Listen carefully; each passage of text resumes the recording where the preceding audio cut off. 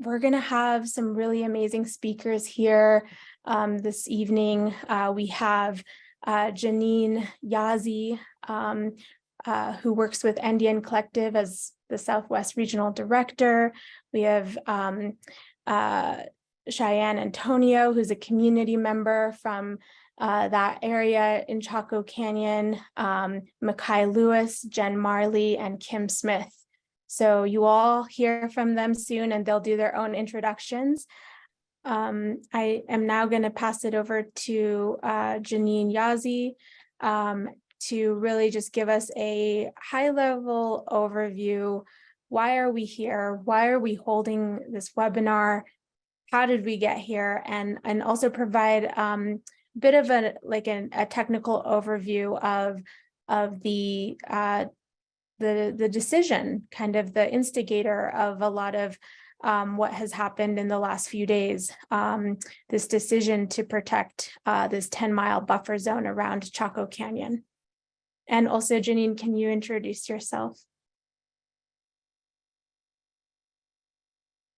Yes, thanks, Jade. I just wanted to acknowledge that our sister Jen was able to join, and so wanted to first give space to her as one of our Pueblo representatives on the call, so that she can help provide some words of wisdom to ground our conversation today, because everything about what we're presenting is to show the continuity of Diné and Pueblo solidarity around these efforts from the inception and into the future. And so, Jen, if I can give you space first before I go into the technical overview. Sure. Thank you again for having me, everybody.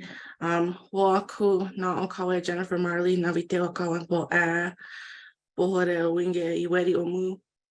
My name is Jennifer Marley. I am Tewa from the Pueblo of San Ildefonso, and I am representing the Red Nation today. I have been with the Red Nation since 2015, and I'm very honored to be a part of this talk, because Diné and Pueblo solidarity organizing is nothing new when it comes to working to protect Chaco Canyon.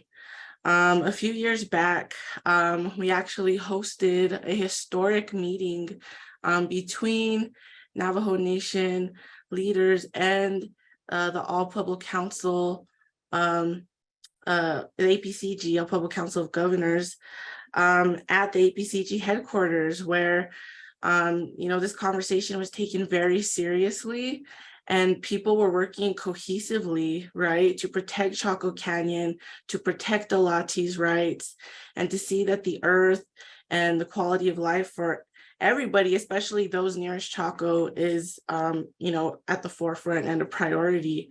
And so, this isn't new. Pueblo people and Diné people have been working for a very long time in these mutual efforts, and it is primarily led by young women. I think this is worth noting, because many times, these people go overlooked, and sometimes we see this playing out as, discourse between people who are more visible, people who are more powerful, but there's powerful grassroots organizing that has been happening, and I've seen so much love, right? It's been disturbing to see this in this moment being framed as a Diné versus Pueblo issue, and that is simply not the case. It's simply not the case at all. And I hope that if there's one thing people take away from this session, it's that, I hope that we successfully debunk that narrative that I've been seeing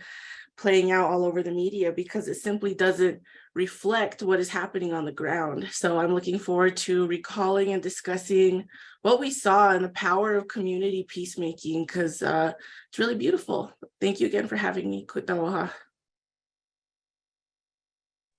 Absolutely. Thank you for that beautiful opening and reminder, Jen.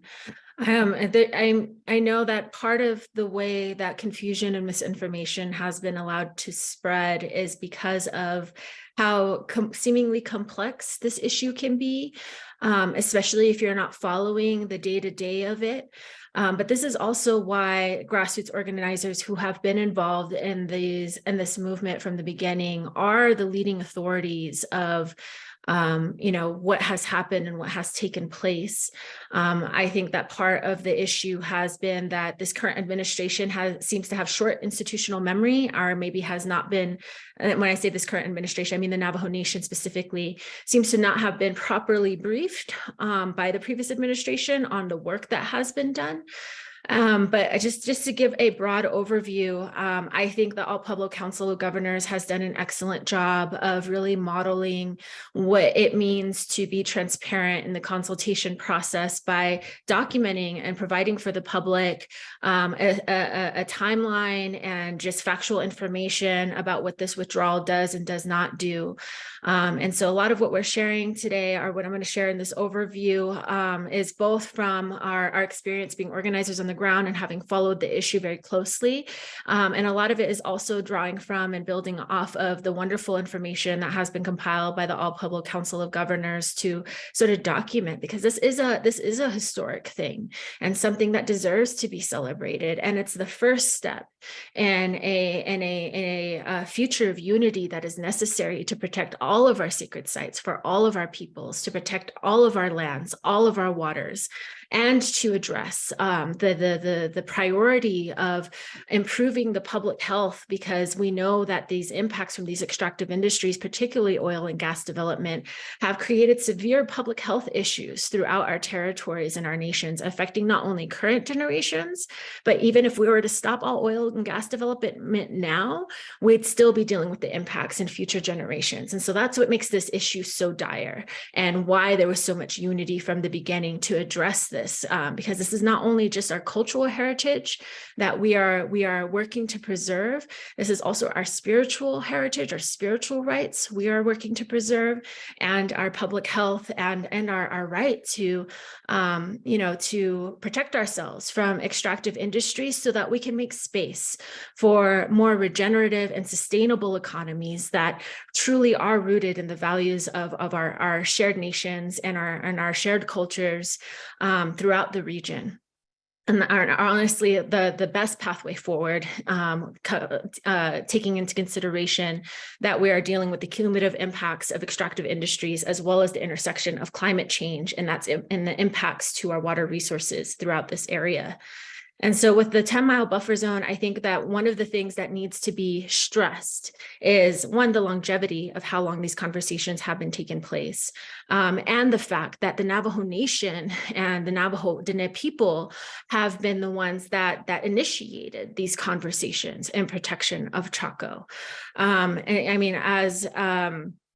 Another point of clarification, this moratorium on new oil and gas leases is actually nothing different than what was already in place.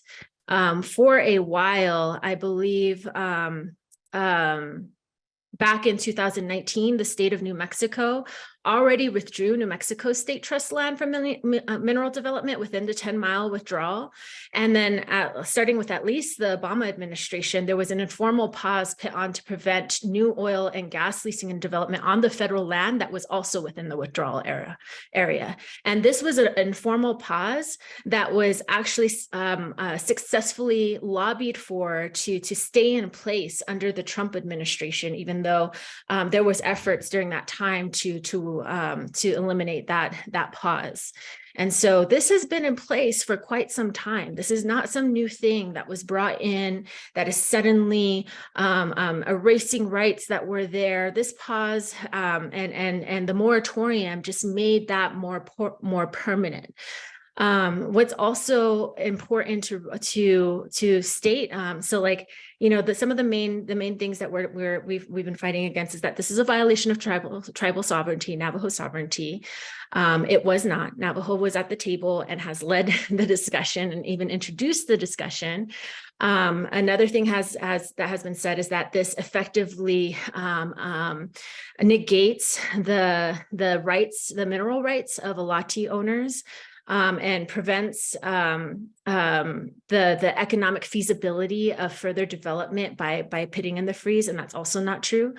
One of the key points in that is like all of these things were taken into consideration from the beginning. They were based on studies, they were based on reviewing the land statuses, they were based on mapping out the allotments, they were based on looking at existing oil and gas development and proposed oil and gas development. And one of the things about this is that the language in the actual moratorium specifically protects the rights of allottees to continue to develop within their allotment areas. And so some of the specific language is found in Section 4E1 of the moratorium, which was amended in 2022 to specifically mention Navajo allottee rights. But in there, it says that the rights to develop minerals on their land is not affected. And so one of the other things that I think needs to be addressed is that a council right now and the Office of the President and Vice President is saying, well, because of the moratorium, that effectively negates the ability of allottees to withdraw because oil and gas companies can't drill horizontally through federal lands. Looking at the actual maps and where allotments are located, every single allotment that could possibly develop oil and gas actually has non-federal lands adjacent to them. And so that itself is a miscommunication and a misunderstanding that is being perpetuated. And I don't know if it's because no one is really looking at the specific language or looking at the body of evidence and the studies that have been utilized to effectively create this 10-mile buffer zone and the 20-year moratorium. But this has been one of the main reasons why we're seeing the success of right-wing rhetoric and oil and gas lobbyists coming into the communities to sow divide and to sow fear among our Diné people for their own benefit, to push back against this moratorium, which is protecting our shared cultural heritage and our shared sacred site from future oil and gas development, but it doesn't protect from current development. Every single lease that is already active in there is protected, it's preserved. And in fact, like one could argue that this moratorium further preserves those rights and those developments. And so we really wanted to make sure that we had a time to unpack from voices and people that were on the ground on Sunday during the planned celebration, what happened, what took place there, because media loves to hone in on the sensationalized like headlines. And of course, conflict is always interesting. And this Navajo versus Hopi thing is like a real seller, actually. But this is history repeating itself. This has been a colonial tactic utilized over and over again to create divide between Indigenous nations in order to pit us up against each other so that it could weaken us and open up the ability for outside interests to enter into leases and exploit minerals and exploit energy reserves within our territories. And that's why it's so important for us to stand strong, to clear up misinformation, and to continue to center the fact that Diné and Pueblo people have been united in this effort from the beginning, and we will continue to be united into the future and continue to work with one another to protect our shared sites and our shared lands and territories. And so that's like the very brief general overview. We will be putting together a longer, more in-depth podcast in collaboration between Indian Collective and the Red Nation to dive deeper into the nuances and some of the legal complexities of the moratorium. But I just wanted to make sure that those things were front and centered, because what we witnessed on Sunday was the prevalence and the seeding of lies and misunderstanding understanding about what this moratorium does and does not do. And so I know there's probably going to be more questions, and we could go in different directions with this conversation, but we really wanted to invite people to engage with us, to have an informal debrief about what actually happened on Sunday, where the root of confusion and mistrust and divide has come from, and where what we see as being the next steps to move forward, and why we still maintain that this needs to be celebrated as a victory for both Dene and Pueblo peoples, and a victory that is just the first step to more work that needs to be done to spread protections for all of our sacred sites and to facilitate land back to Indigenous ownership and leadership. And I'll go ahead and pause there. Thank you so much, Janine, for that overview. I'm sure hearing that breakdown and hearing that context is maybe stirring up some questions for folks. So I just want to one more time, direct folks over to the Q&A box. Also, I shared a tool in the chat. So if you prefer submitting an anonymous question, I'm just going to share my screen very quickly. And so you can see what this tool does. Okay, hopefully you can all see that.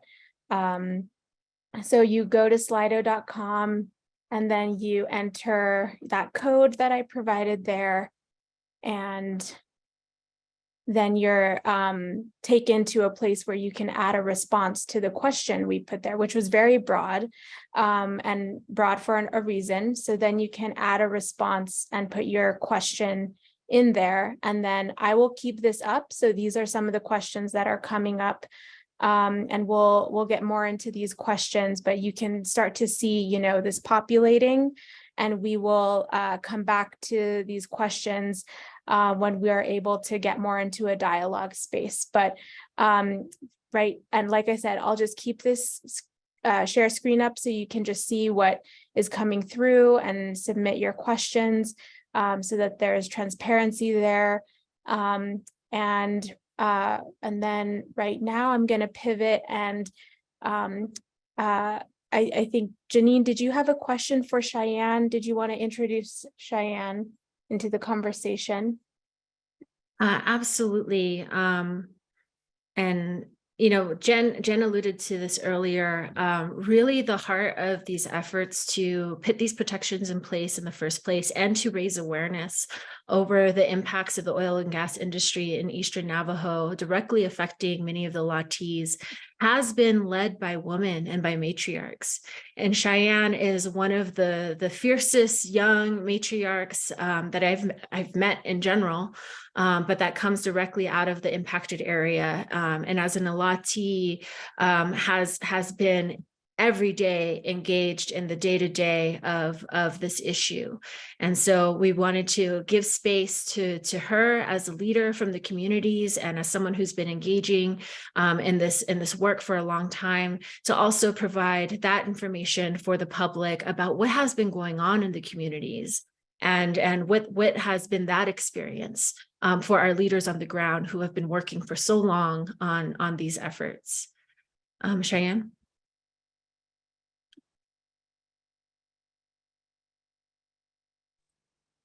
Yat a Anotwa Cheyenne Antonio Yinchia Halta Nishlita Tachini Bashishin Hishni Dashite do Ki Ani Dashanele Anle Ha Denetra Denasha but all a Denenstanchle Ada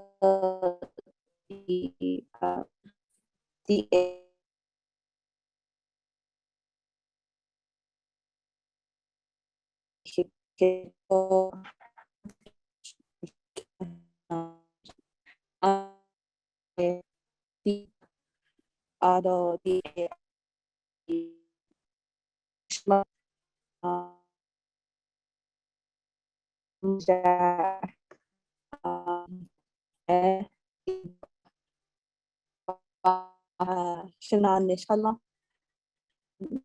So good to see everyone. Yeah, what happened Sunday was pretty to to see and experience. Cheyenne, Deja, oh no.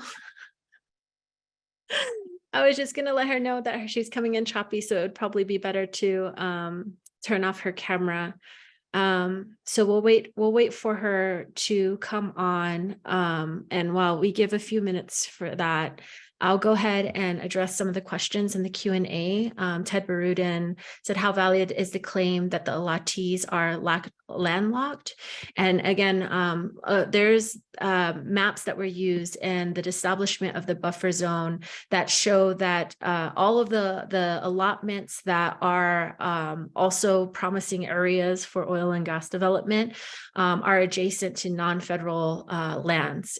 And so these are either public lands. This is a very checkerboard area. So these are either public lands, tribal trust lands, or other land statuses that do allow oil and gas development, or they can give permission for oil and gas development, or they are surrounded by federal trust lands that already do have oil and gas development. And to just reiterate, this moratorium only affects new oil and gas development.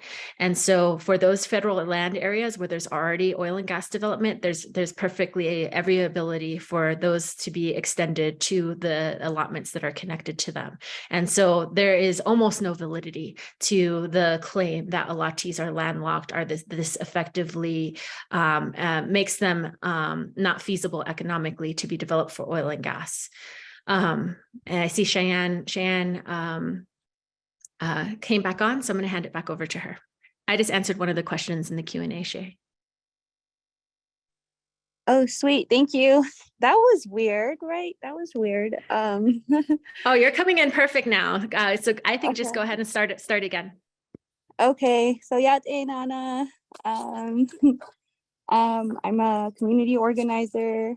I organize with many groups, Doda Fracking, the Red Nation, the Tri-Chapter community, and in my own community. And so I've been doing this since I was, since 2015, 2014, been doing this, just being aware,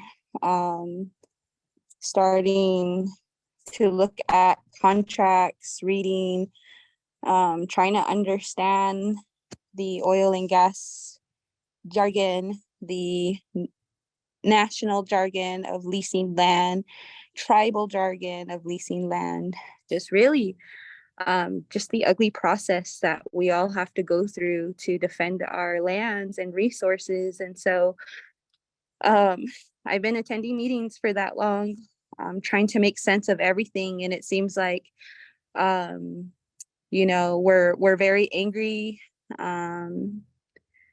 We're very angry, and that's what we saw, right? That's what I felt. That's what I still feel. I feel anger of like what's happening right now, of the misinformation, but also how tiring this all is, because right, this action kind of put everything in fourth gear for me. But it's also necessary too, because for a long time, and for a very long time, our leaders have been from our chapter regions, from Eastern Navajo checkerboard region.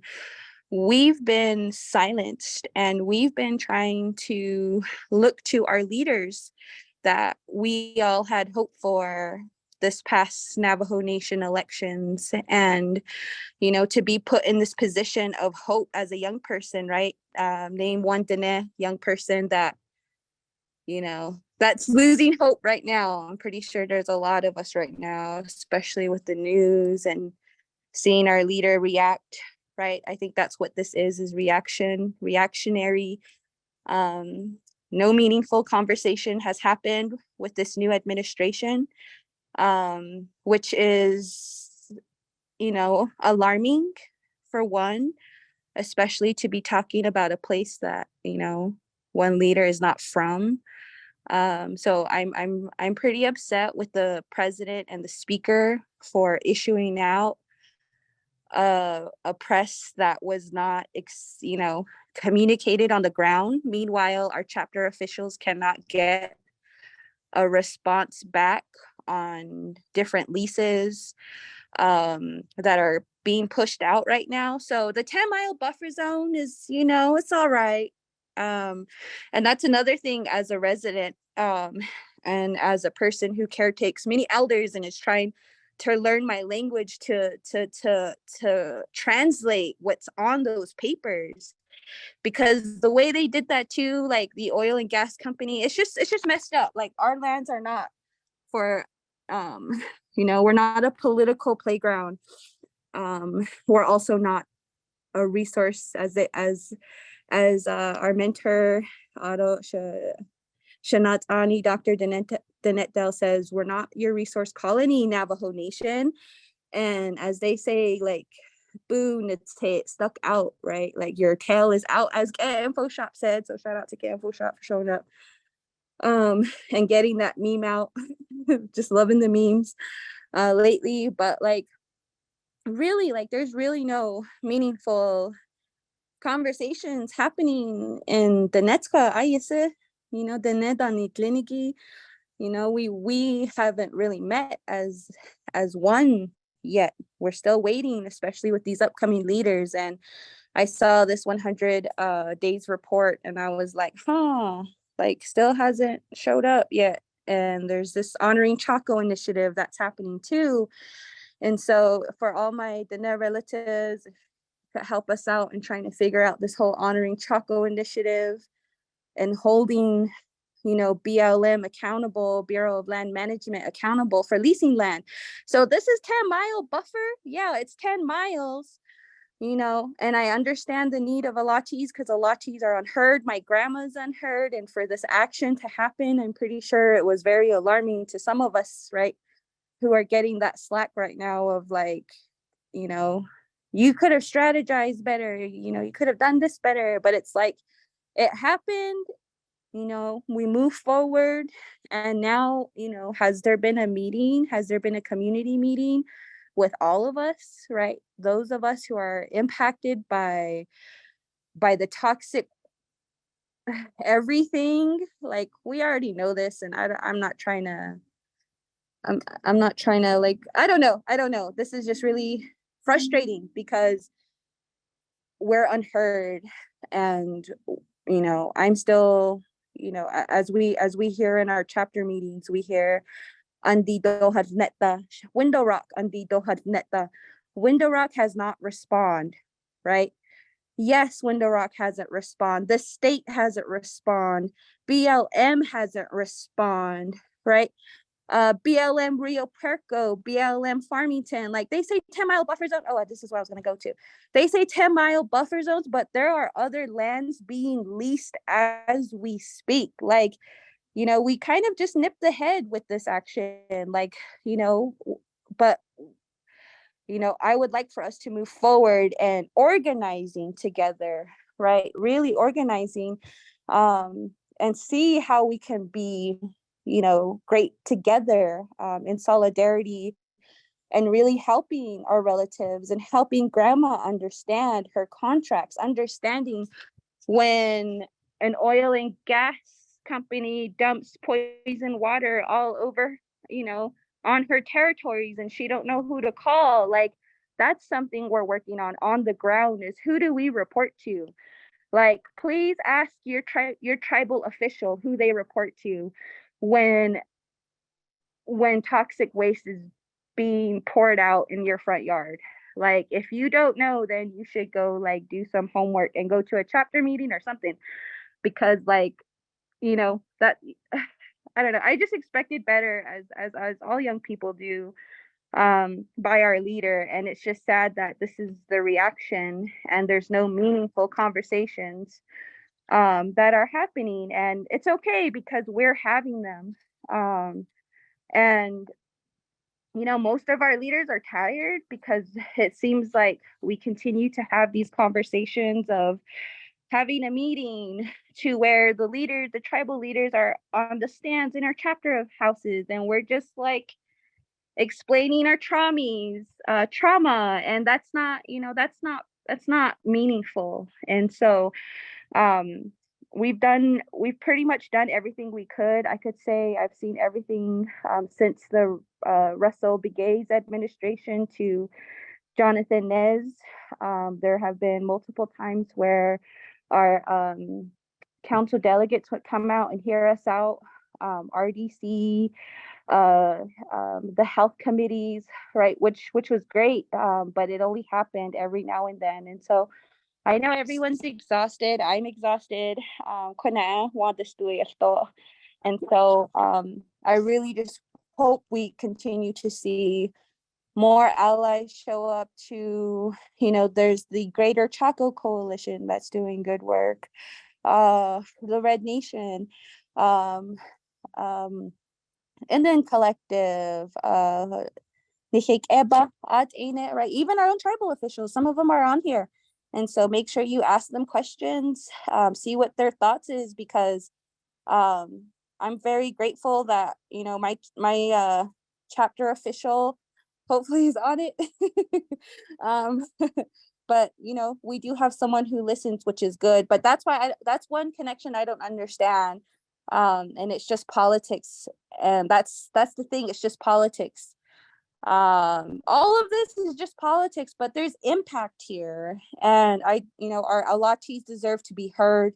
They also deserve solutions. And that's something I'm wondering is if we're really, wanting to have that colonizing mentality of exploiting our lands. I have yet to see anyone come with an emergency responsive plan for an explosion in our community, to tell us what happens, to tell us what we should do when an explosion happens, because that hasn't happened, at least not for my grandmother. My grandmother hasn't gotten a plan for that. And it's, and how meaningful is that to her too, as an Alati? Like, she deserves to know what happens if anything were to happen to her land. And one of the things we've done is, as young organizers in our community, we have a Dene sister who is a great scientist. We have our own scientists, and I just want folks to know that, like, we're not just abandoned. We're actually trying our best to do something about it. And there's a whole collective of us on the ground. And we deserve to, have a meeting or two before anything is planned, or if you need help, whatever, as long as, it's meaningful. And that's something that, that we didn't get, that was announced from the president. And so I'll stop there. There's so much I could go off for days. But I stand, I'm definitely caught in between, but also, like, during the action, it was good to see peacemaking happen. It was good to see, us come collectively. And of course, there are Alatis who are being sort of educated in the not most, helpful way. And there's all of us here that could help with that. And so thank you, and I'll stop there. So yeah. Thank you so much, Shay. Like, you brought up so many important points, particularly around how, so much of like what the tribe has been saying is like, we're fighting out for economic rights, where, people deserve to have like to build livelihoods off of this, and what about their royalties and their livelihoods? And that's always the argument, right? But in the absence of that, they're not addressing any of the things that you brought up. The fact that there is no emergency plans, and communities have already been impacted by oil and gas explosions before. There is no health impact plan for dealing with the emergence of all of these health issues from the impacts of being exposed to oil and gas every day. There is no environmental, our cleanup cleanup plans for the spills that have occurred. There's no resources for that. There's actually no process for you all to actually address those concerns. And I remember in previous administrations, a group of young women, and I think you were among them, were testifying to council to bring attention to the safety issue that was created with the influx of non-Indigenous oil and gas workers in the community, and how unsafe that was making all of you, and how uncomfortable that was making all of you whenever you went to like local stores, and how you had to stop traveling alone. And no one addressed that. Again, the question was like, well, where are we going to get the money? And I appreciate you highlighting all of those issues, because so much of the advocacy to establish the 10-mile buffer zone and to go beyond that, actually, like you said, it was a small step, like it was a small compromise for the movement to create protections in the greater Chaco region, was based off of the health impact studies that were led by community, based off of the evidence and the videos and the photographs that were taken by communities, the mapping of spills, the mapping of explosions, the reporting of explosions that was taken by communities. All of these efforts were community led to bring attention to these issues. And I see you turn your camera back on, so maybe you want to respond to some of that, and then we'll go and shift over, because people are asking about what actually happened on Sunday, and we'll shift over to that. It's okay. We can move forward. Okay. I just wanted to make sure I got those facts right. And so there's a whole body of work that went behind this that was all community led. And the tribe, like Cheyenne just pointed out, was hardly ever at the table and hardly ever reporting directly to the community members. And that's one of the things I want to highlight, because Boo has like put that obligation on the federal government, particularly on Secretary Holland, and blaming and shaming her for not meeting directly with the Alatis, when that's not a federal trust responsibility to meet directly with Indigenous peoples, directly with community members. That's our tribal responsibility. That's our tribe's responsibility to create those processes to meet directly with our community members, not to renege that or to pass that responsibility off to outside entities. And so when we shift to talking about Sunday, this was what we're celebrating, was all of this work that went in to put into this heart, to solidify this moratorium and this buffer zone. And even though there was compromises made along the way to ensure that this fit and addressed particularly Alati concerns and concerns from oil and gas lobbyists, we were going there to celebrate. And the reason why we wanted to show up is because already President Boo Nygren was seeding language that was indicating that there was a divide between Navajo and Pueblo people, and calling for, on Fox News of all outlets, calling for a blockade and saying that he was going to show up and he's being asked to blockade the roads and really, being ridiculous. Like, that's not reflective of the type of leadership that we need. We need a leader that's meeting with communities, a leader that's giving and passing off reliable, accurate information, not calling for, extreme actions based on misinformation and perpetuating misinformation. And so on Sunday, when we showed up early with signs, with banners, just speaking to the beauty and the heart of the movement, talking about Dene and Pueblo solidarity, wanting to show that visual that this has been a long time in the making, and this has been something that has brought our people together, honoring our shared relations, because Navajo people, we have many clans that have Pueblo origins in our clanship system. That indicates that our relations, our intermarriages, our building of families together goes back pre-colonization. And so and that's stuff that we still carry to this day. And so we wanted to honor that and celebrate that and use this as a victory point for going forward. And I ironically was the first car blockaded by Alatis on the small road leading into the visitor center from the north side. And so being the first car blockaded allowed me to kind of see how this played out. There was only one Navajo police car that showed up and was there for the first 2 hours. Jade Begay was one of our liaison that was going back and forth, walking back and forth across the blockade to speak to the police officer to see if he could help us get through. They were holding up Dene people, they were holding up Pueblo people, the state representatives, federal representatives. Those were all the people that were in the caravan that were being held back by this blockade. And it got, it got pretty ugly. It got pretty violent, and it was heartbreaking. It was heartbreaking to see because the threats were coming from a place of fear. There were a handful of Alatis who were really angry and were showing it in their words and their threats that they were making. And then there were others that were saying, no, this is nonviolent, this is peaceful, this is prayerful, like we're protecting our land, we're protecting our minerals. But as I was listening to them, I heard like a few key things. One, they thought Boo was blockading with them, but at the other road, the other entrance, they seriously believed that he was there. I heard several of them say that President Boo Nygren asked them to be there, asked them to set up the blockade. I heard them say the Navajo police were there to protect them, to help them keep the blockade in place. I heard them say that this was because they were fighting for their land rights and they were fighting for their mineral rights, that they understood that this was a takeover of their land by Pueblo people, that Chaco was being given to the Pueblo people, that their allotments within that area were being given to the Pueblo people.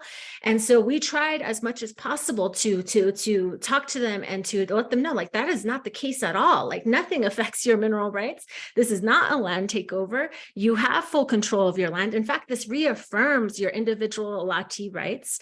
And we tried to like explain a lot of these things, but it became obvious that this has been the result of a series of a sustained campaign, particularly by oil and gas lobbyists and the people that work with them, to seed this misinformation in the community. And it's particularly insidious because it was tapping on a lived experience of many of those people being forcibly relocated, and of lived experience of living under this threat that these rights can be taken away. That's held by all Indigenous peoples. All Indigenous peoples have this fear and this trauma. And so that's what made it heartbreaking, was that we could understand and see from watching this blockade and the Latis that this wasn't a result of their own, they didn't manufacture this conflict. They didn't seed this conflict on their own. This was seeded for them by outside interests and by our tribal government that hasn't been as transparent with them as they should have been. It made it clear that people weren't getting accurate information.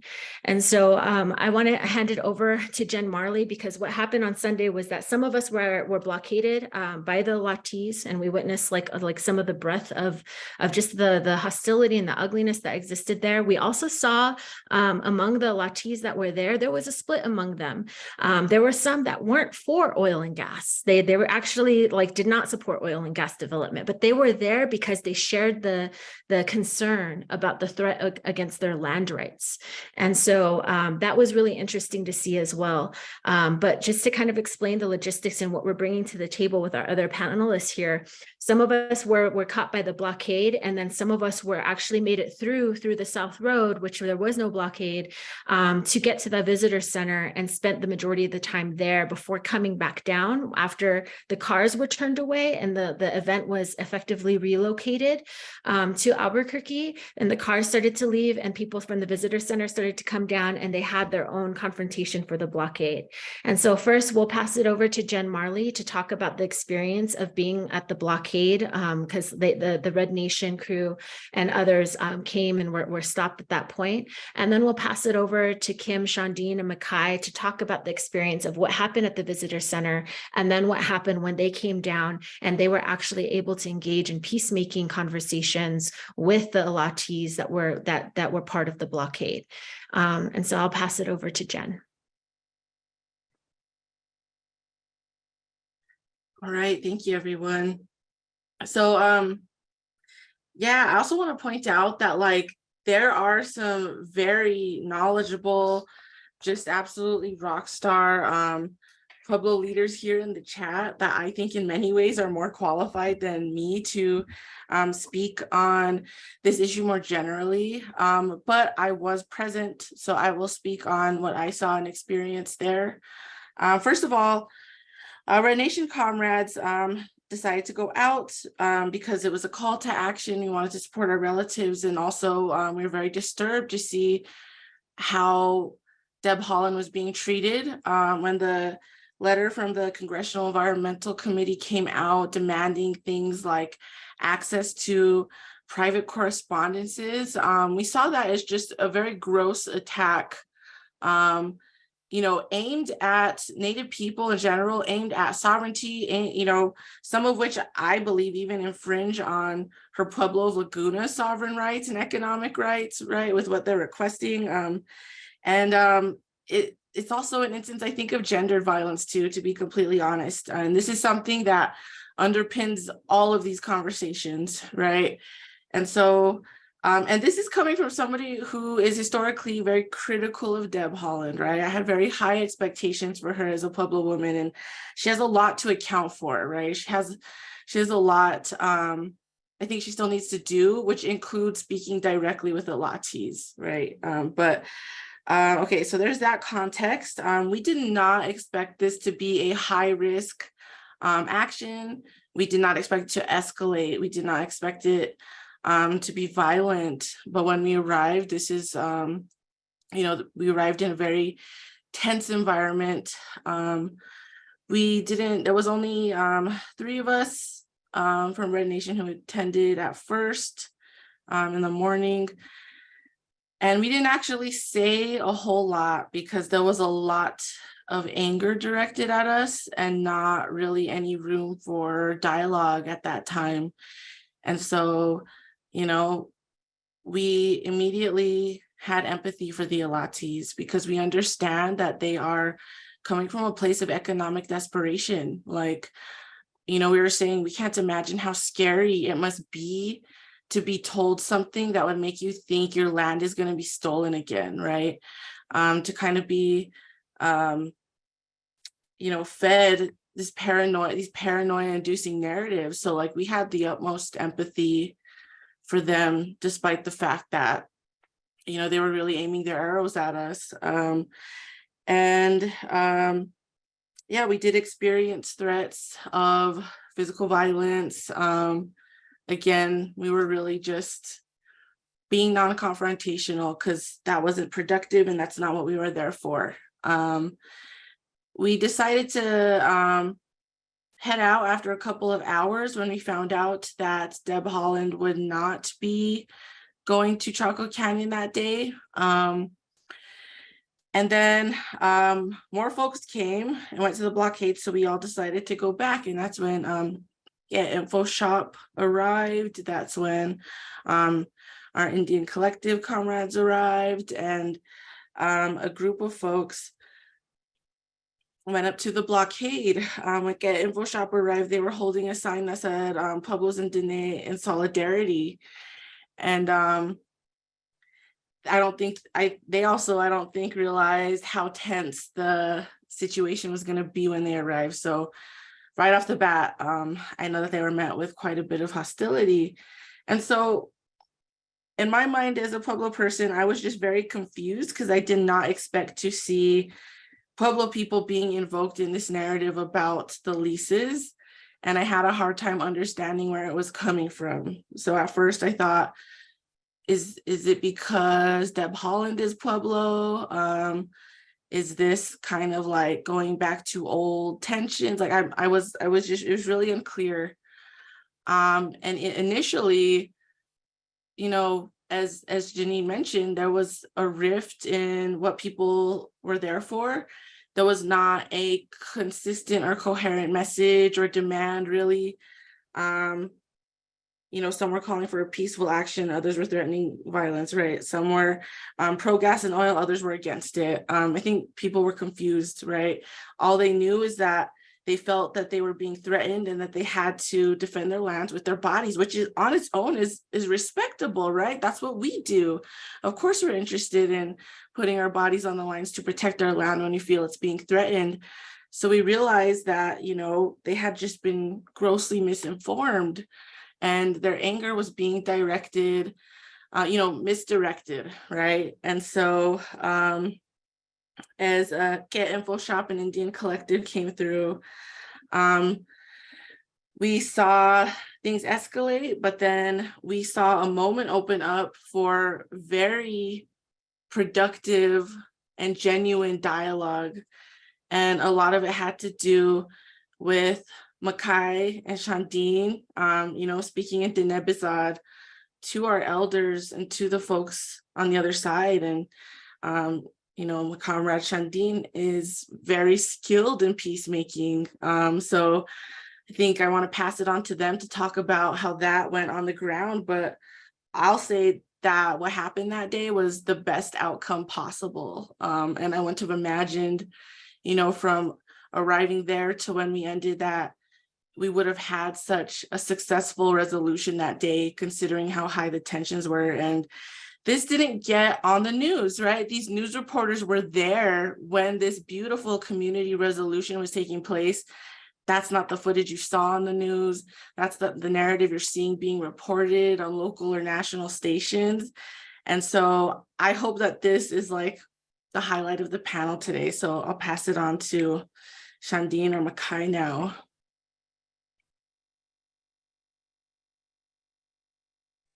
I guess I'll go first, and then I'll hand it over to Makai. But yeah, Jen, yeah, also Alcon she Shandine Hayasikazi and she Hinishlik Kabashin Torichin Dashichedo Yomerishanale Agojit Egoshidineto Akadamo Yomeas and National.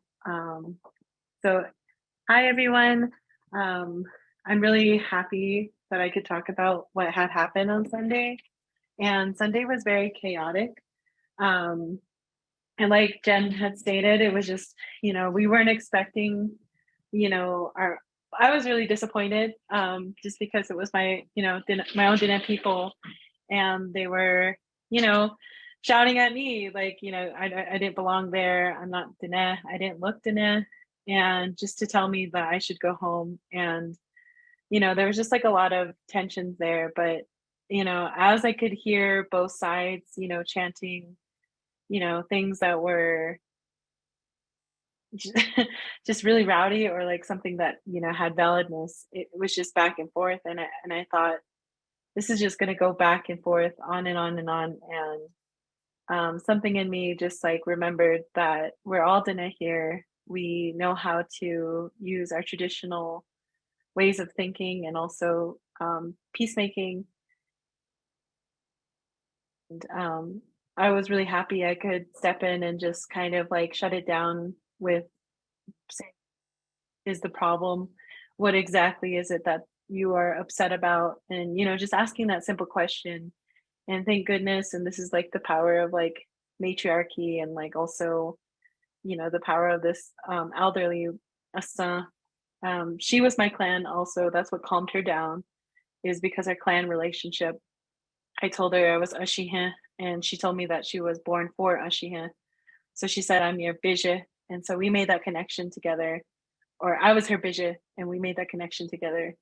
And so it calmed it down because we made that clan relationship. And the thing about it was they were chanting like, you're not from here, you're not related. How do you have any connection to the land, so forth. And we were like saying it was just through clans, but nobody wanted to hear that. It was just like, fear and I was just holding a sign that said Dine and Pueblo solidarity, and people were just so upset with me and my, collective walking through. And I really didn't think I was gonna like have to like worry about being, threatened with violence or even have violence placed on me just for holding a sign that was like not even that rowdy. It was just literally Dine and Pueblo solidarity. So it was kind of crazy, but I was really thankful that peacemaking came in, and I was very, very grateful. And one of our other elders that was with us, and they were able to converse and have dialogue. And it was just beautiful to see that the outcome was that the common enemy, which wasn't Pueblos and Dine, it was the federal government, and how these policies, these things, it really came down to like how we are being governed as Indigenous peoples that became the common enemy. And so I thought that was really dope. It was very radical, but also, again, because of, for whatever reason, maybe it's like cis heteropatriarchy or whatever, it's just like some males would just say things that were just like pretty out of pocket, and it didn't make any sense, like why they would say that. But I was really grateful for the dialogue that we had with community members, and it was pretty eye-opening to see that even that blockade, not everybody was in the same mentality when it came to the concern for oil and gas. Some were against it and some were for it. And then at the end of the day, really listening to the elder, it was really good to hear that, you know, these are some of the concerns that happens within her community. And it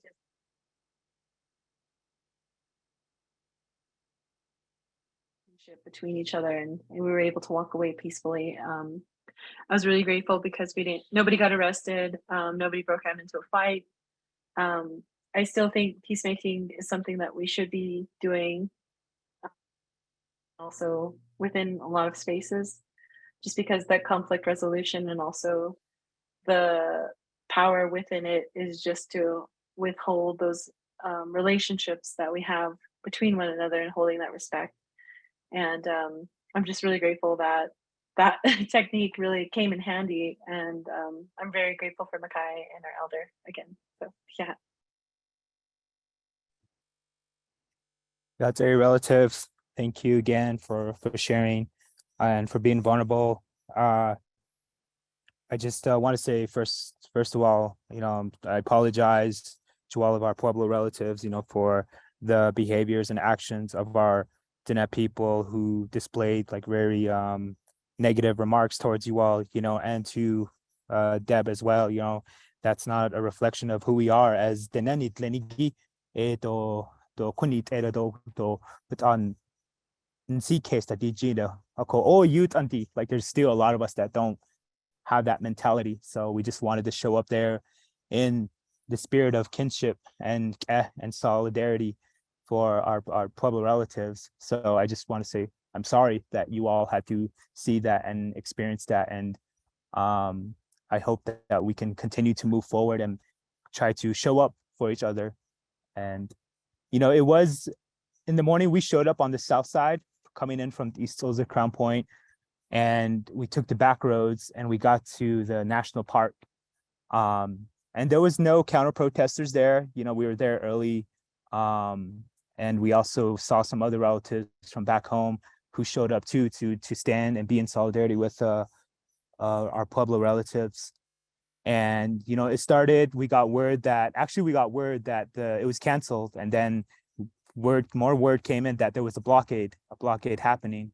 So, you know, we just, the Pueblos at this, our Pueblo relatives at the side just did, you know, shared song and dance and prayer, and everyone shared some words. It was beautiful. You know, there was a sense of unity there for the greater Chaco area. But we, Kim had mentioned that one of our comrade and relative wasn't there, which was a red sign. So she urgently mobilized those of us who were there to go towards the blockade, because, you know, there was very limited service and cell service, phone service there. So we weren't in direct connection with them. So we went ahead and we got on top of the hill before the wash there. I can't say that wash, but they were like down there on the bridge, blockading the bridge. So we saw from the hill and we stopped. And that's when we got out, and Shandine and the two relatives with them, Kim had told them, you know, like, go recruit the other relatives who are still at the park, go get them. And they automatically took off. We waited. And then once they were coming down, once they came back, we all went down together there. And then, yeah, it was just really, really intense. It was really heavy. It was sad and frustrating too. But we got out, we parked down there, and Chandine and her relatives and some push-up, they were holding the banner up, and then we walked up to it too as well. And there was just really like hateful remarks, you know, like cussing us and in English, and also telling us to go home. And that was like what I was hearing. And the beautiful thing, and I want to give props and shout out to all the relatives who stood there in solidarity, like for not cussing out anyone there. You know, it was just beautiful that we stood there, like, and saw them as relatives, and that they're Dene. We told them like, this is who we are. And as we went to the front, that they were still yelling, but we were hearing like all of these cuss words at us, but none of us ever like said like anything negative back to them in English or in Dene as well too. So there was this elder there, and she was really like speaking in Dene, and she was saying like, you guys go home, you guys are chama idana, you guys are just youngins, like who are you guys are not from here, and saying that you guys are not Dene. Like, look at how you all are dressed, y'all aren't Dene. And that's what they were saying too in Dene, shouting that to us, like like they were reading the sign and saying that you guys aren't Dene because you simply stand with Pueblos, and that's the reason why that you guys aren't welcome here, you guys should leave, and Pueblos aren't welcome, and that this is her land. And so it was just like a lot of shouts going back and forth. And once they like started to see that we were talking back to them in Dene, like they were saying we weren't Dene, and then I just started saying something like along the lines of like, we are Dene, this is who we are, we cherish the land, the earth, the elements, and so forth. These are our deities, and naming these deities too, like naming them. And it was really interesting too, because they were saying like, they were infusing like Christianity in there too. Like there was a heavy presence of like them saying Jesus this and God that. But I think that was like, I think they were caught off guard about that too, and like trying to call them in and let them truly remind them that this is who we are in our language. And during that whole time we were going back and forth, Kim, there was a little quick moment like where the tensions went down, and Kim asked like, what do y'all want? Like, what do y'all want? Why are we here? And that's when like things started to shift too as well. And soon after that was like the peacemaking, Shandin came in. So like it all started to like de-escalate from there. And I don't think they were ready for that, like that answer. Like, I don't think they were ready to be asked that. And then as soon as that had happened, like the elder just started to share. It was interesting too, because these elders were like, they were saying like, respect your elders. But a lot of those Dinemen elders were like saying some like racist ass things, and also like some really demeaning things to our femme matriarchs there. And our matriarchs and elders there too called them out on it and be like, you talk about respect, but I'd like letting them know like that's not kinship. Like, what are you talking about? You don't say that. You don't say that to women. You don't talk to women like that. And some other relatives who were there too, and letting them know, hey, Dojanita, you don't say that. That's not how we approach and speak to,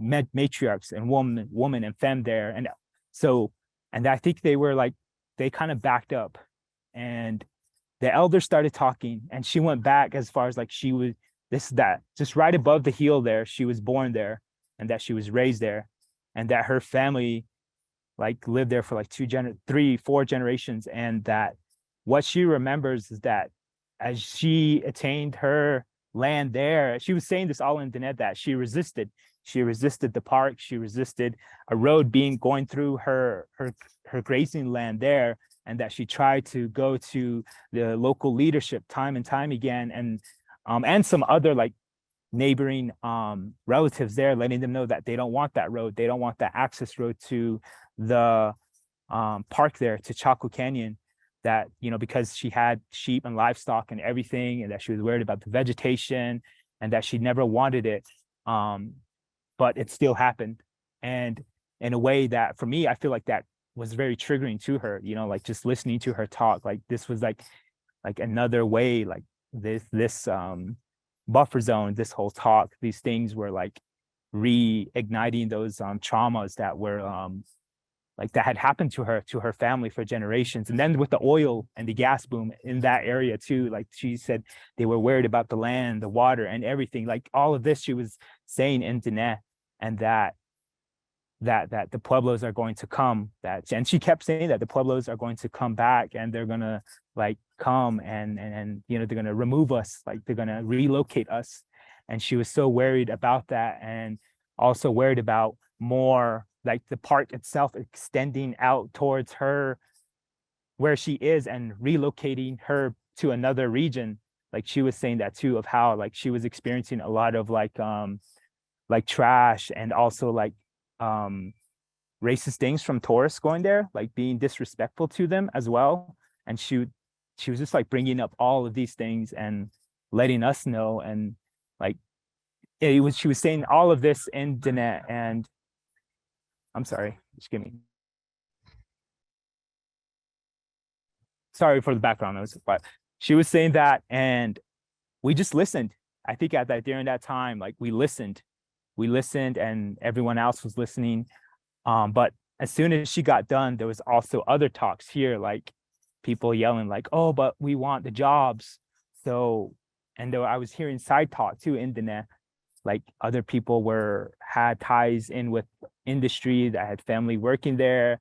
And then some other folks wanted to stop the leasing. So even amongst them, they weren't united, they were confused. No one really like spoke to, like, they weren't like united, I guess. You know, they were just like there just to blockade, and that it was like a land grab in a way, basically. Like it was what I was hearing as far as like Diné and Diné. And then between this time too, our elder Hazel too spoke before us all, and she really did a beautiful job at, you know, letting them know, our relatives who were there to counter protest, like letting them know that we come here for the land and the water, the air, and you know, this is our way, and this is the Nejin Sakis, and so forth. You know, just really breaking it down and like de-escalating it in that way was really good to see. And I don't think they were expecting those things to happen. I think they were expecting more like young folks just to continue to like be violent and like react out of violence against like these elders. I think that's what they were expecting. But you know, I think what they saw was just so old that it was new to them, you know, that form of Kehwins and trying to like de-escalate it in that way was really neat. And I'm gonna stop right there for now and have Kim share.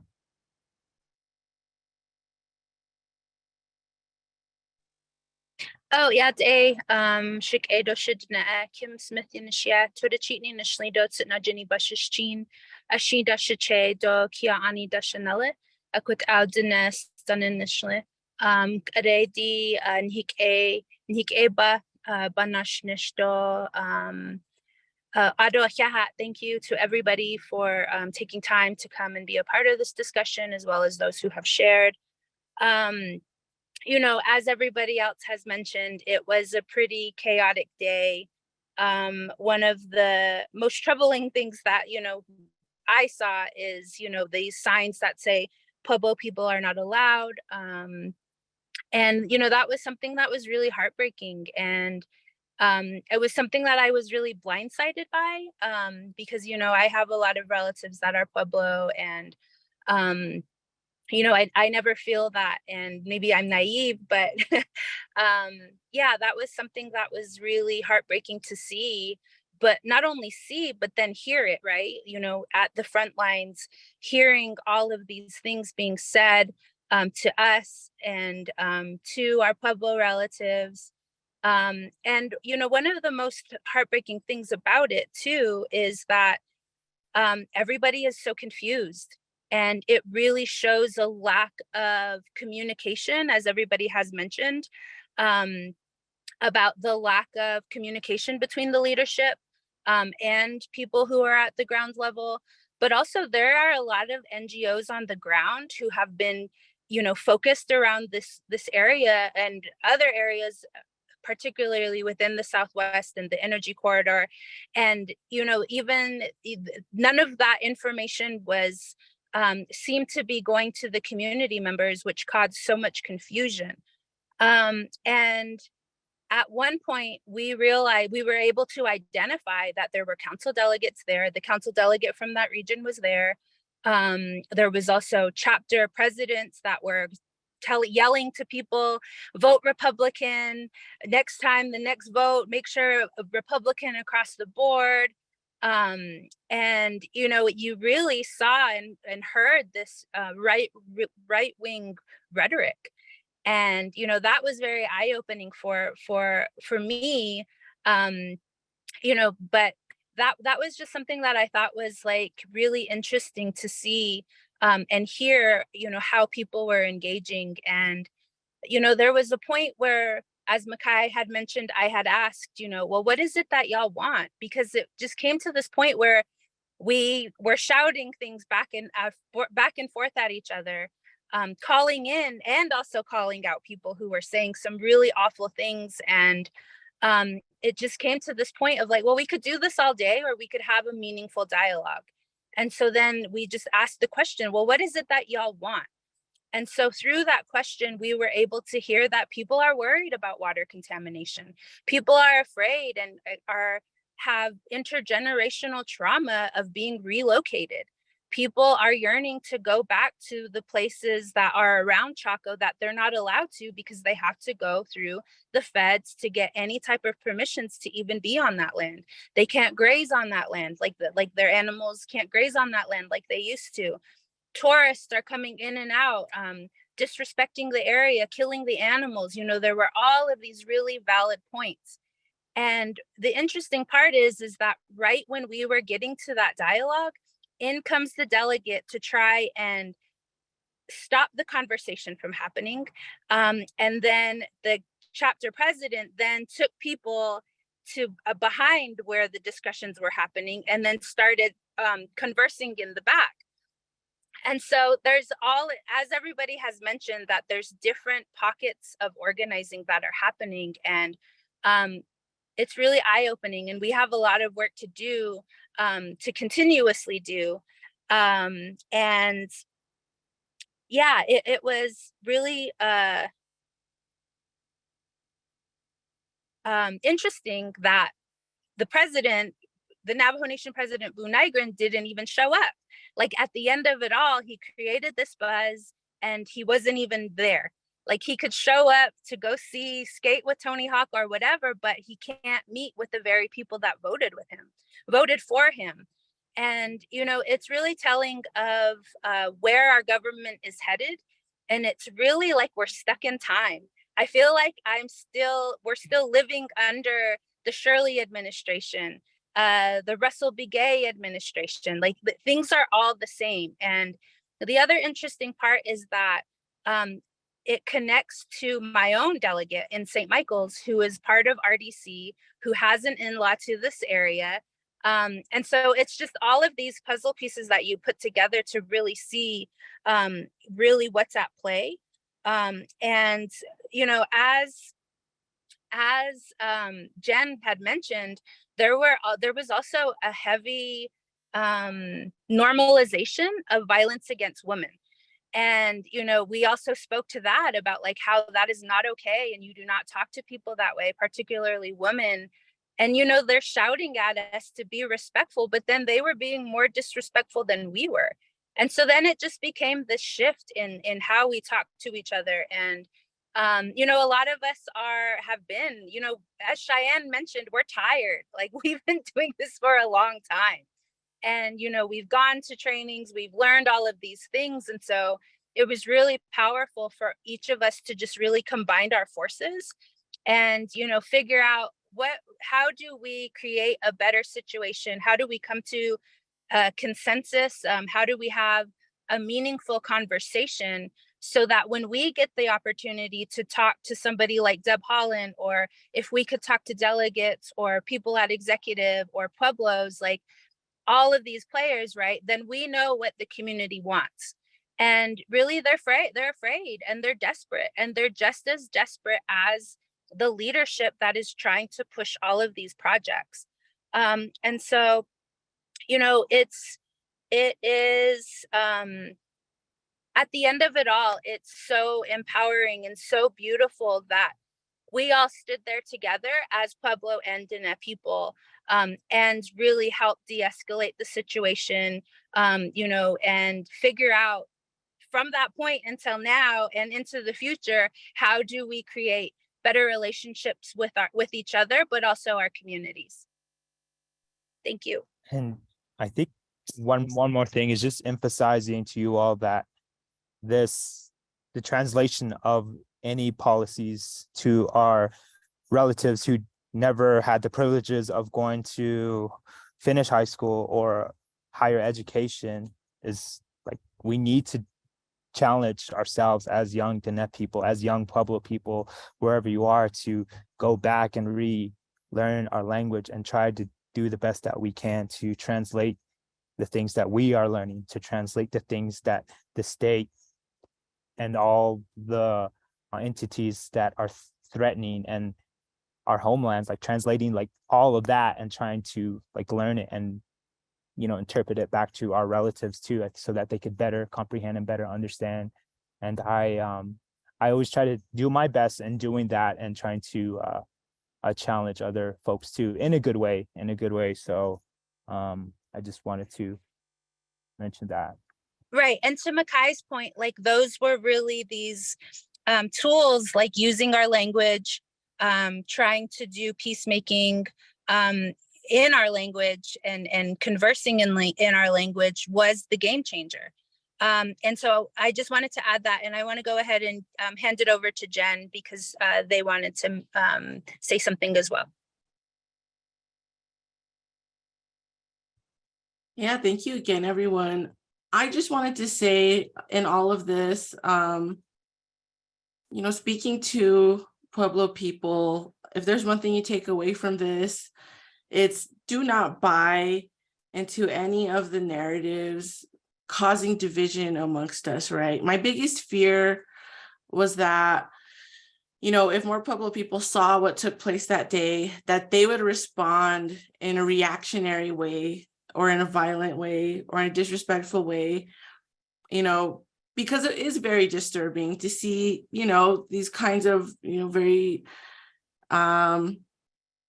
in some cases, bigoted remarks wielded against us. I have never even experienced that as a Pueblo person up to this point in my life, but I want us to remember that we need to have empathy for these Alatis, right?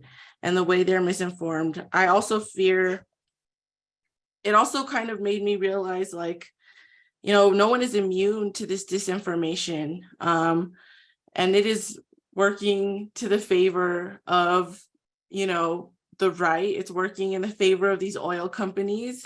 We know there's people in the pockets of big oil, right? And again, we do not believe the sentiments reflected there were organic or authentic. It was manufactured in the interest of big oil, right? And so I just want to say for every person there that day, for every Diné person I saw, blaming what was happening on Pueblo people, I saw just as many, if not more, defending Pueblo people, which I found it really sad that they even felt obliged to do that, because it's not about Pueblo people. It's not about, like, it's really truly not. This is about our shared sacred site. This is about our shared air and land and water, right? And this goes beyond the greater Chaco landscape, right? This is one fraction of a huge global fight for Indigenous liberation and to save our planet, right? To save our planet from destructions at the hands of fossil fuels and militarization and resource extraction. This is not even just a Native issue. This is not even just a human issue, right? This involves all of our relatives on this planet. And so, yeah, I just hope that people are not buying into this as a Pueblo versus Diné issue, because it's not. This is a people versus profits issue, straight up.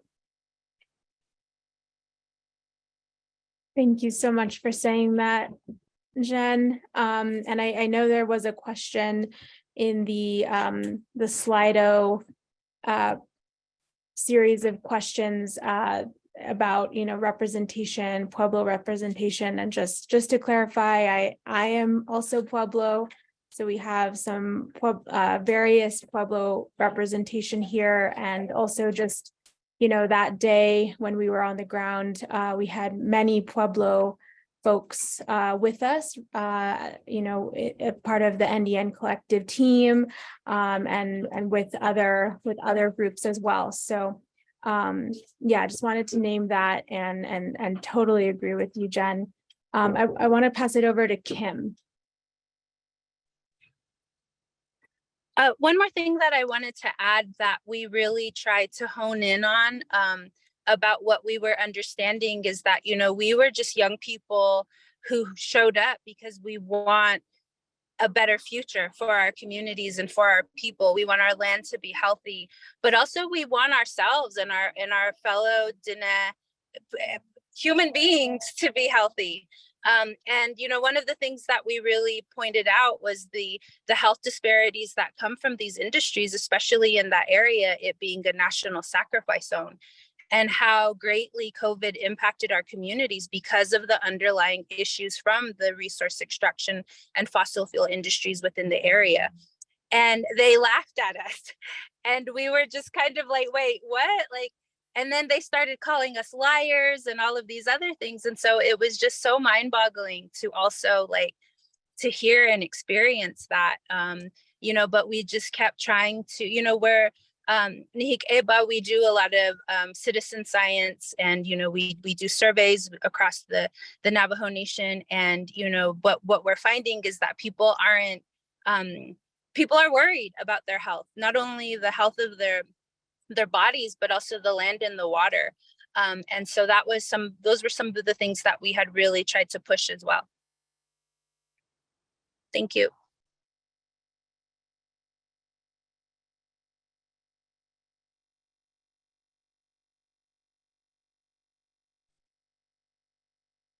Thank you all. I want to see if Shay has any more thoughts to add to the conversation.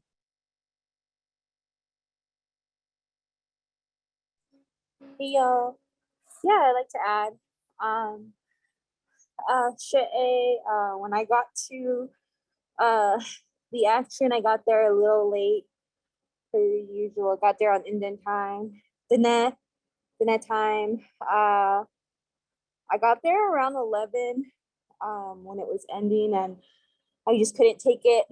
I just wanted to see what was happening first, because the action that was happening, and things hardly ever go down like that. So I wanted to go check it out, and I've asked my relatives if they wanted to come, and they're just like, we'll see. But I just want to note too, before this even happened, there were KNDN ads that were recorded previously, that were going on, that were running during the week to this action. KNDN, a very anti-Pueblo narrative that was going around. And so maybe that's also, not maybe, it is also the reason why a lot of our people are misinformed, because a lot of my elders were like, oh, our Pueblo is really trying to steal our land.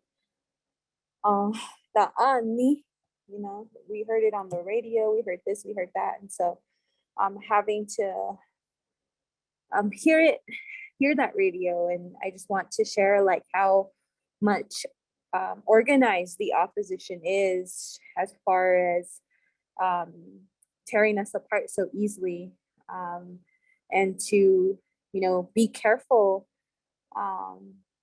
in your communities, because I wasn't, as a frequent listener of KNDN, I've only heard it twice, and I was just like, huh?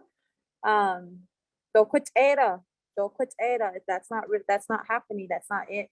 And so when I arrived, I would, seen elders pull off, and they're just like, hey, what are you guys doing? What are you guys doing? And, they're just as lost. They're just as concerned, of that. Our president made this announcement, but there wasn't really any meaningful engagement happening. I could say just as an organizer that's been following this, I think the last time we met was last year, really in the pandemic times. And also too, how unfair like it's been. We haven't really had a community gathering since like probably pre-COVID about Chaco. And so this action was probably one of the first times we've all engaged since the pandemic. And I just want to also like hold Navajo Nation, Bunigran, and the speaker accountable for really putting a fire on this. And again, not being in communication with these so-called, as what would you say, leaders on the ground. And so I just want to like share that, because before he made that statement, everything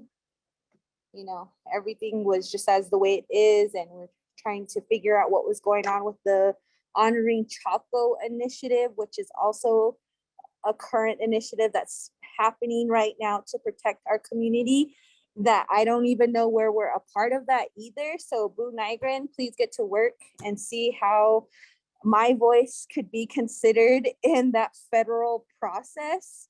Please do your job, because our community don't know what we're doing. And it's so sad that as the largest nation, we still don't know what we're doing in that. And so I just want to share that as well. And when I got there, I could see my leaders. Oh my God, some of our leaders, some of the folks, elders who've been,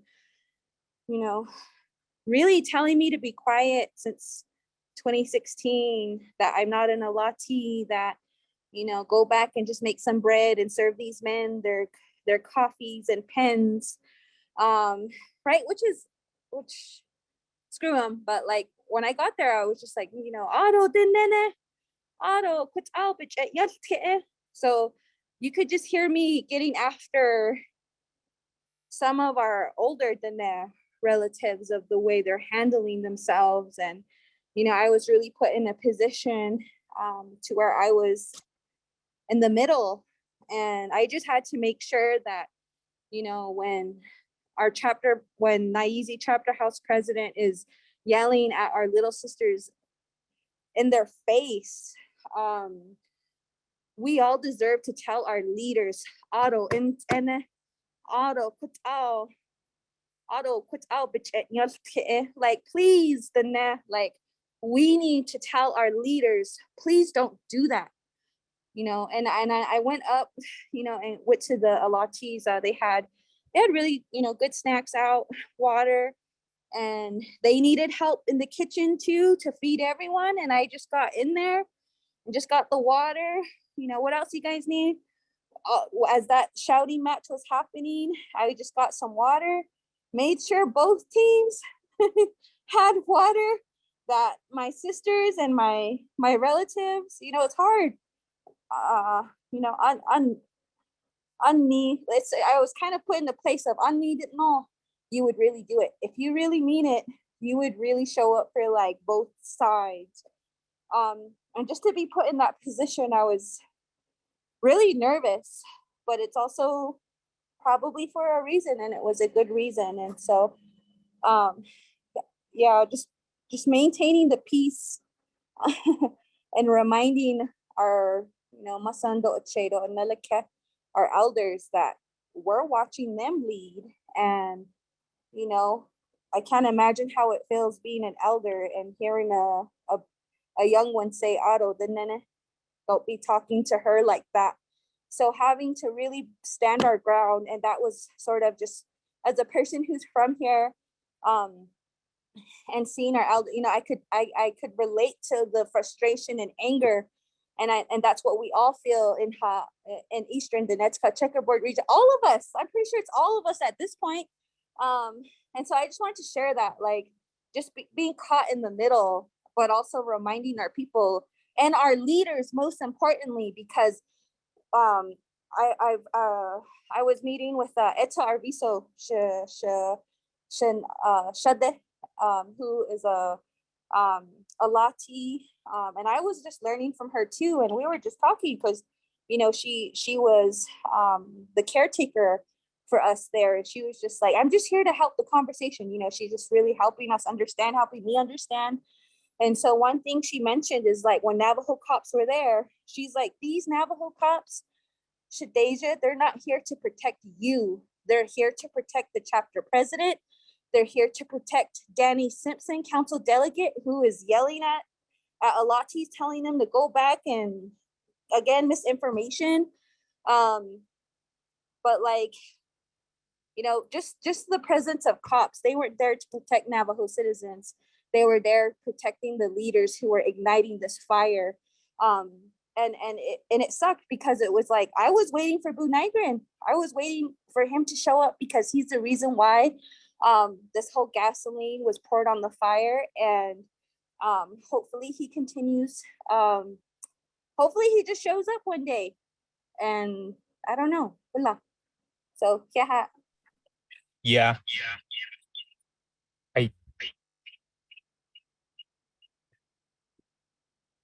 Hello, can you hear me? There's an echo, Makai. I think, yeah, to Boo Nygren too, I think one of his main slogan as he was running was he kept preaching and saying, "Yideskad and Sahakis, Yideskad and Sahakis." Like, but he never, or his administration never really, it's showing now with the decisions that he's making, that they're all making, isn't Yideskad and Sahakis. It's not thinking for the future, because that's what it translates in that, you know, thinking beyond. And, you know, like Yideskad and Sahakis isn't like having more oil and resource extraction development on our territory. You know, it's not dividing our people, you know, that's not Yideskad and Sahakis. You know, Yideskad and Sahakis is, you know, trying to bring our people together and see what kind of world that we could make for, you know, the unborn, for 12 generations ahead, you know, and trying to ensure that they do have clean water in the future, that they do have water not only to drink, but to pray to and to use in ceremony and to use it for planting and whatnot, you know, so that they can have a clean air, so that they could have, you know, ceremonial ways and so forth, so that we could still be in kinship with Pueblo relatives and the other nations that surround our territory too. So I think that is more like, for me, that's what I take away as what Yideskad and Sahakis.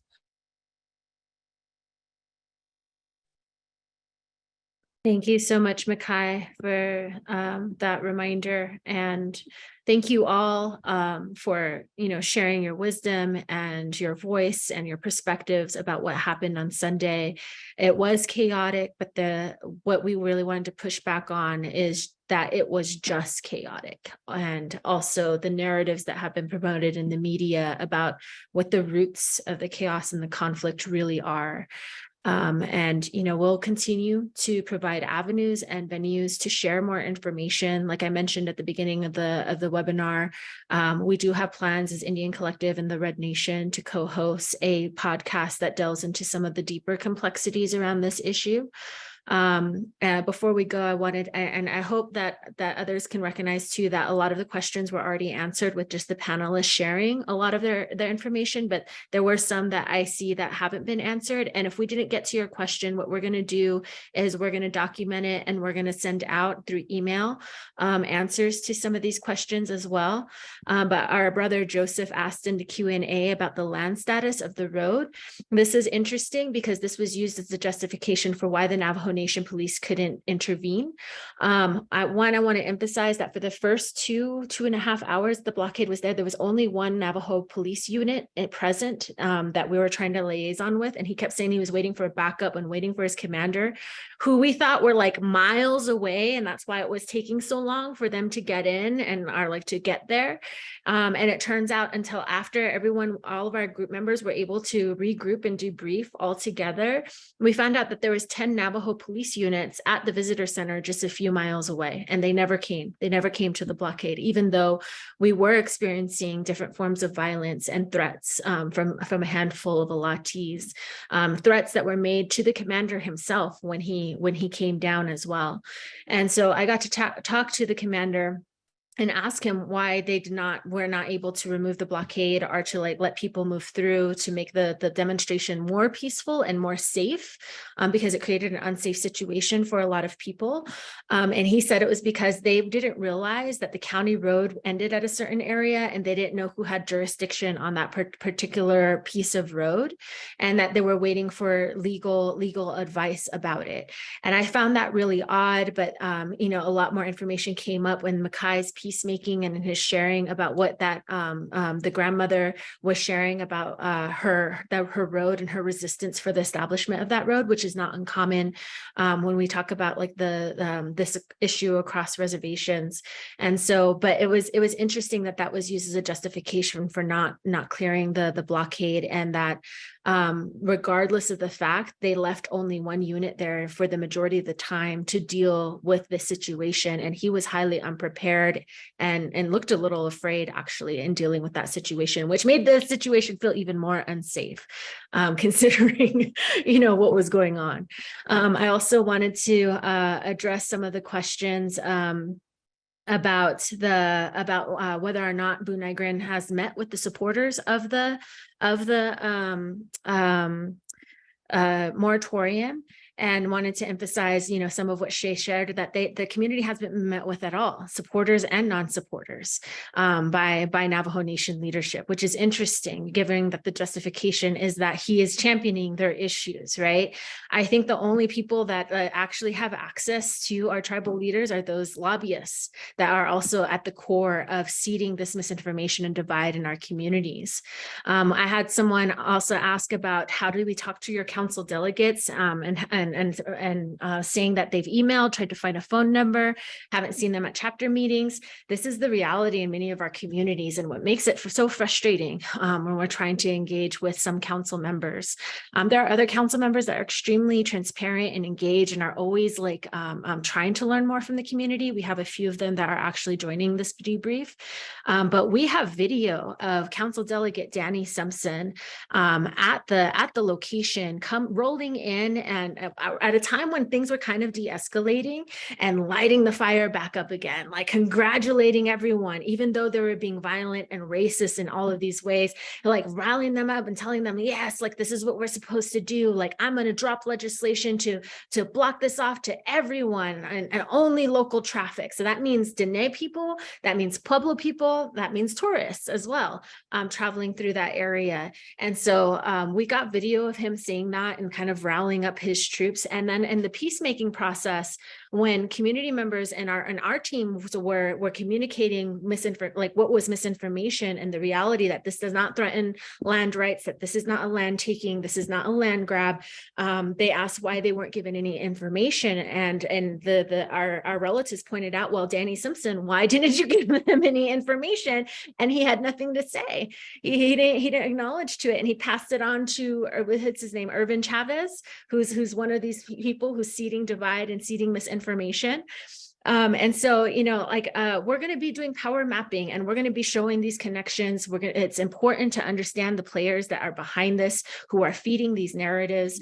It's important to call them in, to hold them accountable for seeding this divide and for inflaming misinformation, and for asking for answers for why are they doing this? Why are they taking this position? Why are they not, like Cheyenne asked, translating these federal policies, these laws, these initiatives into Navajo, so that the allottees and all of our people on the ground can be reassured that we are fighting for shared protections of all of our lands, all of our resources, and we're trying to protect and preserve the rights of allottees. There was another question in there about the difference between trust lands and allottees. Trust lands were established through congressional acts to the Navajo Nation through different processes. Allotments are more individual parcels that are given and granted to families that they have, you know, what is the closest to private land ownership within tribal nations. And so that's why, like they work very hard to protect those rights, because it is a privilege and it is a right that we want to preserve for many of our latis.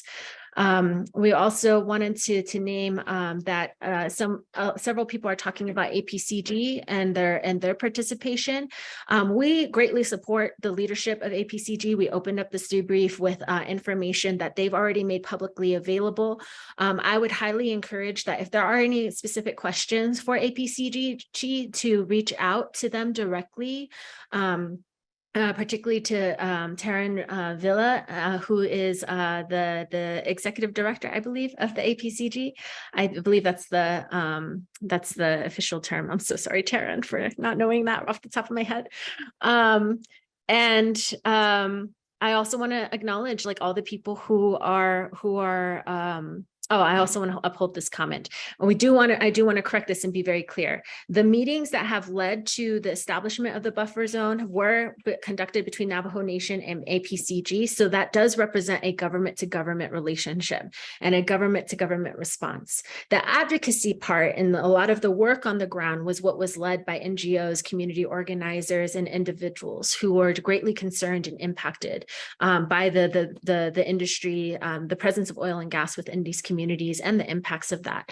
And so those two go hand in hand, but the moratorium itself and all of the agreements that were captured in the discussion are the result of those government to government relationships between Navajo and Pueblo and with the federal entities. And so really wanted to emphasize that as well. I believe those were all of the questions that we needed to answer. I see our council delegate also put in the Q&A. One of our council delegates, what are the plans to meet with RDC and council and OPVP? I think that request has already been made before, and I'm not sure what the response has been to that. I know the request has been made to the OPVP by communities on the ground and by latis specifically, and they have not been granted that meeting. This seems to be a pattern in this administration. I've worked with several grassroots groups on several different issues, including those resisting helium and hydrogen development, and the Redwater Pond Road community, all who've requested, and in the Redwater Pond Road community case, have actually set a date to meet with Boone Nygren, and that everyone showed up, and he never showed up to that meeting. And our people just aren't getting any responses. And so I think in the absence of that, it's really important for council delegates to reach out to the latis themselves to really get the full spectrum and story of what's been going on the ground. And we just got word that the RDC committee plans to meet in the communities in Nyeezy chapter in particular, which may be kind of problematic because that seems to be where a lot of like the misinformation seems to be coming on, where the bad, quote unquote, bad actors seem to be working out of. And so that's going to be interesting, but we do plan on showing up and being there to support the latis that are for the moratorium. We do plan to continue to combat the misinformation that is being spread.